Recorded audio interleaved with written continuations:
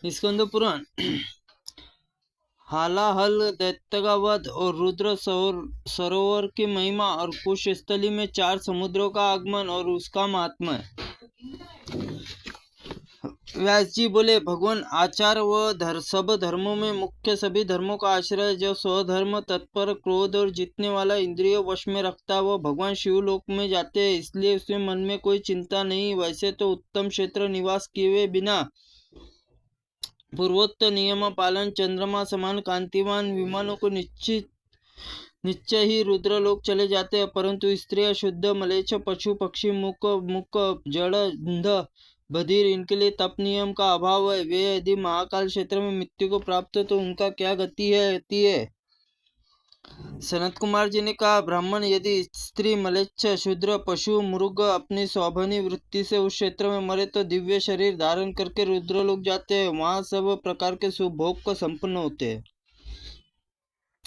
एक समय देवता के लिए कंटक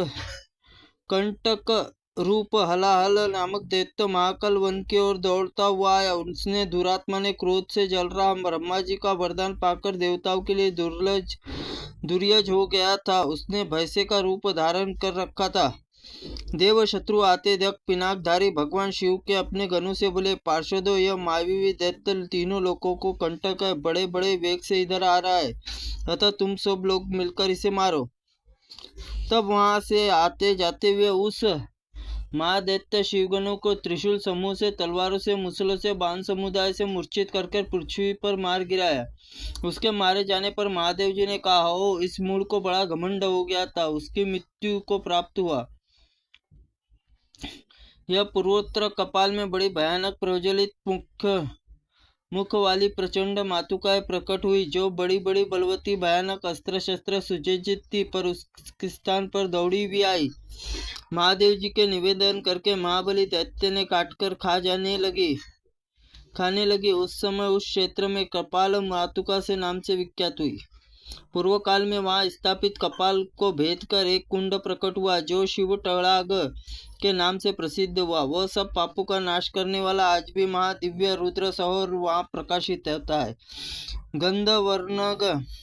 गंधर्वगण उसका सेवन करते हैं। रुद्र सरोवर जल और किसी पात्र में रखा हो अथवा हाथ से निकल गया हो, ठंडा हो, गर्म हो या उसका काद बना गया हो, उसी प्रकार किसी प्रकार से उपयोग लाए जाने पर वह अश्वमेध यज्ञ का अवभूत स्नान की भांति पवित्र करता है। सैकड़ों देवताओं से घिरे ब्रह्मा जी उस रुद्र सरोवर में गए। वायुदेव ने उस स्वर्गलोक की सीढ़ी से कहा कि जो यहाँ प्राण त्याग करते हैं वो रुद्रलोक जाते हैं। व्यास जी, जो महाकाल वन में निवास करते हैं वे मनुष्य धन्य है, जो रुद्र सरोवर में स्नान करते उसका जल पीते और स्वधर्म तथा सदाचार में तत्पर रहते पुरुष के लिए स्वामी महादेव प्रत्यक्ष दर्शन करते हैं।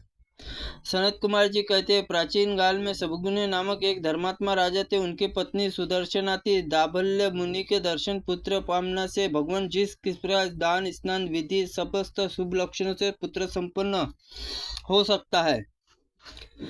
दालभ्य जी बोले, बेटी लोक स्त्राता ब्रह्मा जी ने पहले ही श्रेष्ठ पुत्र रच दिया है। पतिदेव भगवान शंकर आराधना करके प्रसाद से अवंतीपुरी में 4 समुद्रों के रूप ले आवेंगे। तब उनके राजा स्नान करने में तुम्हें पुत्र प्राप्त होगा, अतः तुम अपने पति शंकर आराधना के लिए प्रेरित करो। दाभल्य ने वचन से रानी सुदर्शना ने अपनी पत्नी भगवान शंकर की आराधना के लिए भेजा। गंधमान पर्वत जाकर आराधना द्वारा भगवान शिव संतुष्ट किया। संतुष्ट होने पर शंकर जी बोले, राजेंद्र, अवंतीपुरी जाओ, वहाँ एक सुंदर पुत्र की प्राप्ति होंगी। मेरे आदेश के बादल में मरुप्राय प्रदेश कोटस्थली प्रचित निकट जाएंगे, वहीं चारों ओर समुद्र में एकत्र दिखाई देंगे। नरश्रेष्ठ प्रार्थना करके वह समुद्र में अशंकलधारा वहां सदा निवास करूंगे। ऐसा कहकर महादेव जी अंतर ध्यान हो गए। राजा समुग्ध ने अपनी पत्नी के साथ कुशस्थली गए। वहां उन्होंने राज्य स्थल समीप जाकर चारों समुद्रों को आया हुआ देखा। देखकर सबको नमस्कार किया। समुग्ध ने नमस्कार करते हुए समुद्र बोले, सुप्रत, कोई वरदान मांगो। समस्त लक्षणों से यह पुत्र मांगा कि इस प्रकार जब तक पृथ्वी स्थित है तब तक राज्य स्थल समीप आप लोग मेरे निवास करोगे।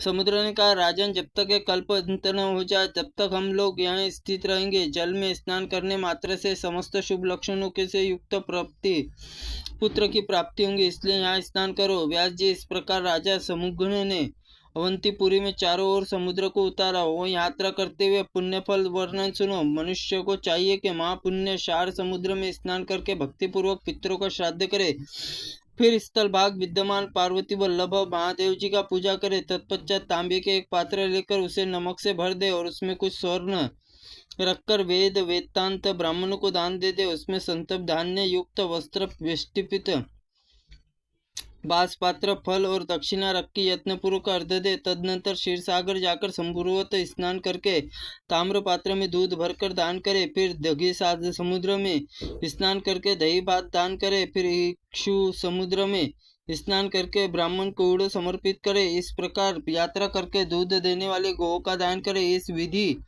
से राज्य स्थल समित्र यात्रा करे और फिर कल्याणमयी लक्ष्मी सुंदर प्राप्त पाता है और मरने पर स्वर्गलोक जाता है। त्रुटिपूर्ण वाक्य के लिए भगवंत आप हमें क्षमा करे। ओम नमः शिवाय नमः। ओम स्कंद पुराणाय नमः।